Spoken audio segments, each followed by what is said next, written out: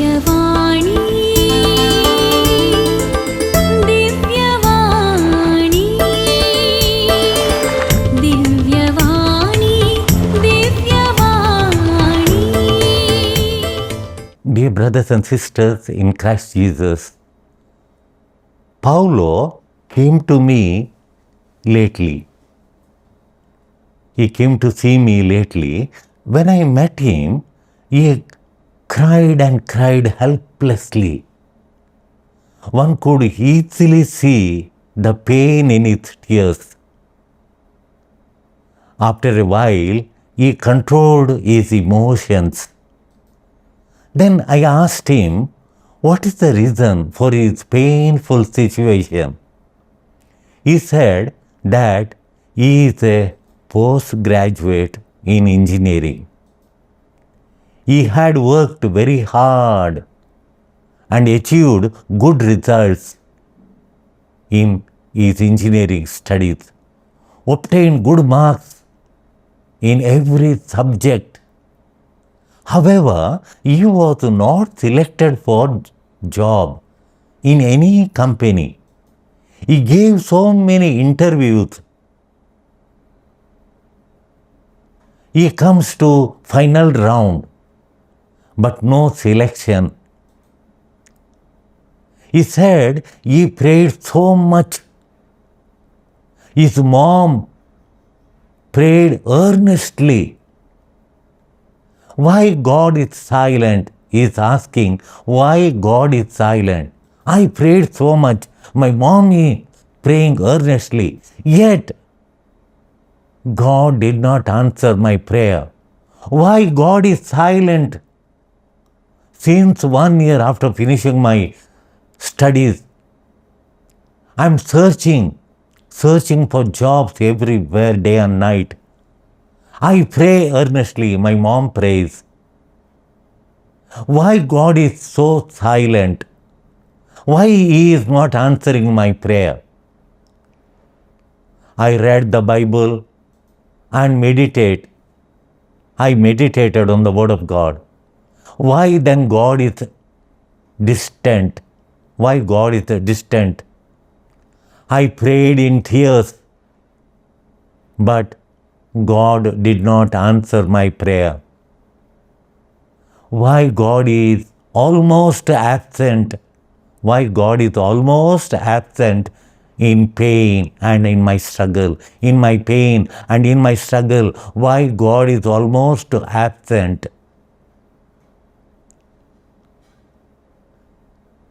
Dear brothers and sisters, you know what?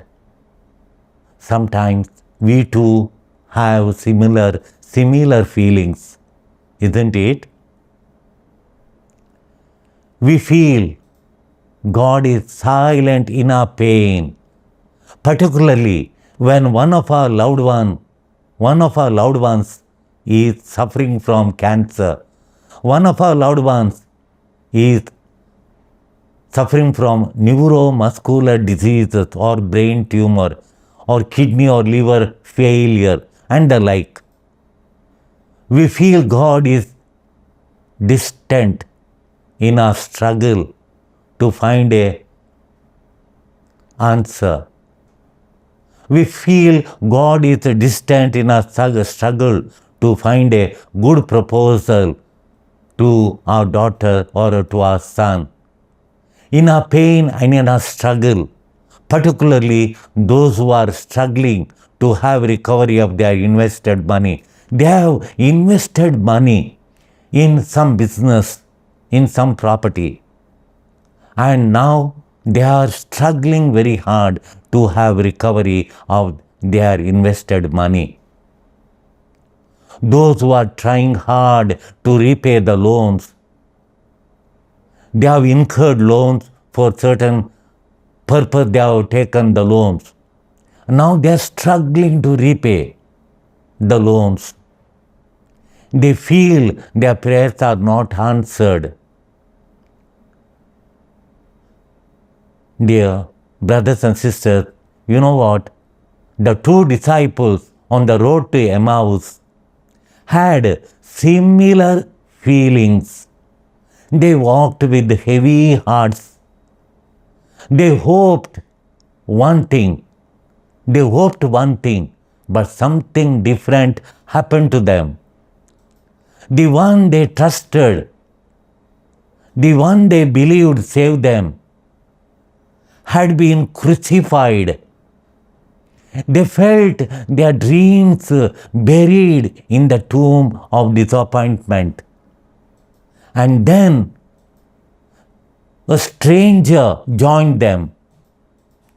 They did not realize it was Jesus. They did not realize it was Jesus. Isn't it just like our lives? Isn't it just like our lives? We cry, we question, we wonder where God is, while all along He was walking right beside us. All along He was walking right beside us. Jesus listened to their pain. He understood their confusion. He opened the scripture. He reminded them that suffering was never the end of the story. This is the beauty of this story. This is really the beauty of the story. That Jesus reminds each one of us that our suffering is never the end of the story. Our suffering is never the end of the story. Our life is not going to end with the suffering only. That is not the end. Glory was coming. Glory was coming. Their hearts began to burn within them, but still they did not recognize Him. Their hearts were burning within them, yet they did not recognize Jesus. Only when Jesus broke the bread, their eyes were opened. Dear brothers and sisters, sometimes we fail to recognize Jesus, not because He was absent, but because our sorrow blinds us. Most of the time, when we don't recognize Jesus, not because Jesus is absent, but because our sorrow blinds us, our overwhelming sorrow blinds us. It puts obstacle between us and Jesus and doesn't allow us to recognize Jesus. It is our sorrow. Our sorrow blinds us. Our sorrow blinds us. He walks with us in our silent tears. Jesus walks with us. The risen Lord walks with us as He walked with the two disciples on the road to Emmaus. He walks with us in our silent tears, in our unanswered prayers, in our loneliness, even when we don't see Him. Even when we don't see Him, He walks with us. Remember this. Your road to Emmaus, your road of confusion, may actually be your road of encounter. Sometimes our way is full of confusion. The same way of confusion, that is the same, may actually be our road of encountering Jesus, our road of encounter. Your broken moment may become your burning moment. Your broken moment may become your burning moment. Jesus is closer than you think. Jesus is closer than you think. Even when you don't recognize Jesus, He is closer to you. He never stops walking with you. He never stops. Jesus never stops walking with us. He never stops walking with you. Why not we open our eyes to recognize Christ's presence in the midst of the unexpected pain, in the midst of loss, in the midst of health problems, unexpected loss, in the midst of unexpected health problems. We go to hospital walking, and sometimes we don't come back. We don't walk back. Unexpected health problems, unexpected broken hearts and broken relationships, which the broken relation we did not expect but happened. And various addictions, various types of addictions. Why not you recognize him before he vanishes from your sight? Why not open your heart to welcome him in? If we open our eyes and open our hearts to welcome him, then our hearts will burn within us with never-ending joy.